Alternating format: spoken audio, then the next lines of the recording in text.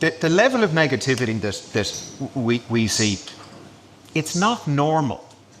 It's not that there aren't other countries like it, I'm sure there are, but it does feel like a particular thing going on in Ireland at the moment. When I have friends who come over from Canada or Australia or wherever it is, and they might have been in the country driving around in a rented car for a week, you meet them and they just say, what is wrong with you people? Like, look, you have an amazing country, and of course you have challenges, and of course there are people hurting, and there are some really bad things happening, but my God, you have an amazing country. And you really wouldn't know it as a tourist coming into this country.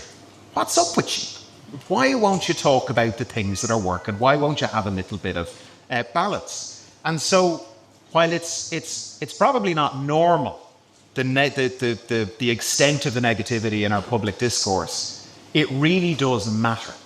It matters profoundly for the future and how good a game we're going to play, right? The Irish rugby team. It's one of the best rugby teams in the world.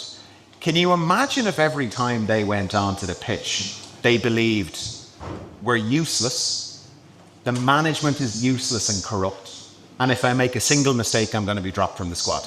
Imagine how they would play. They wouldn't win as many matches as they do. It's the same for us, right?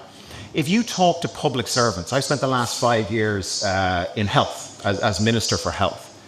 And when you talk to civil servants and you talk to people in the HSE and say, folks, we need to innovate, we need to take risks. If we're going to adapt and innovate and do new things, we have to take risks. They'll say, well, look, here's how the game is stacked. If we do anything well, there will be no acknowledgement, there will be no reward, there will be no recognition ever for anything good we do.